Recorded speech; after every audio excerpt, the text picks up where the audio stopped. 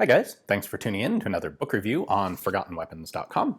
I'm Ian McCollum, and today we are taking a look at the Finnish submachine gun M31 Suomi. This is a book by Michael Heidler. It's a relatively thin book, but it has a very specific subject, just the M31 Suomi, its development and its use.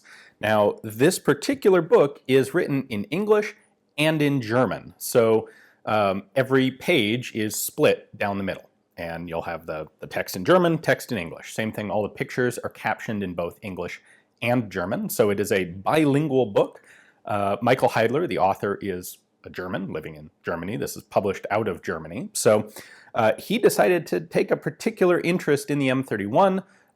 He's a cool guy. I've got a couple of his other books on German arms. In particular, he did a book on German ordnance codes that is fantastic. It's basically a reference guide to all of the German ordnance codes that are out there. At any rate, he decided to also do a small book on the Suomi.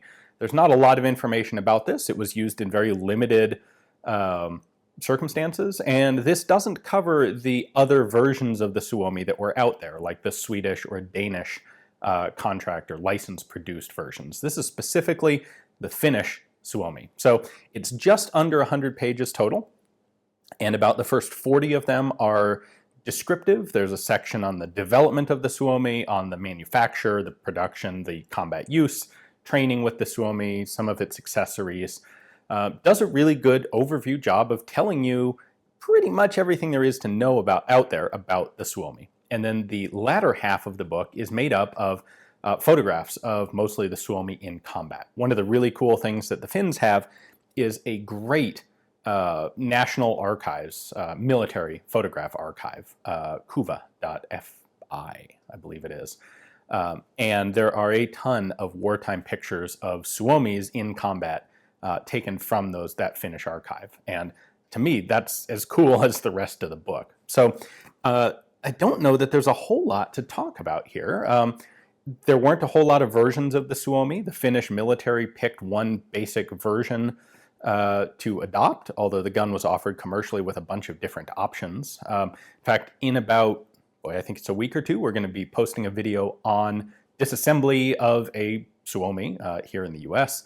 But if you are curious about it, this is the source that I used for all of my information in that video. So if you'd like to know more, this is the reference to go to.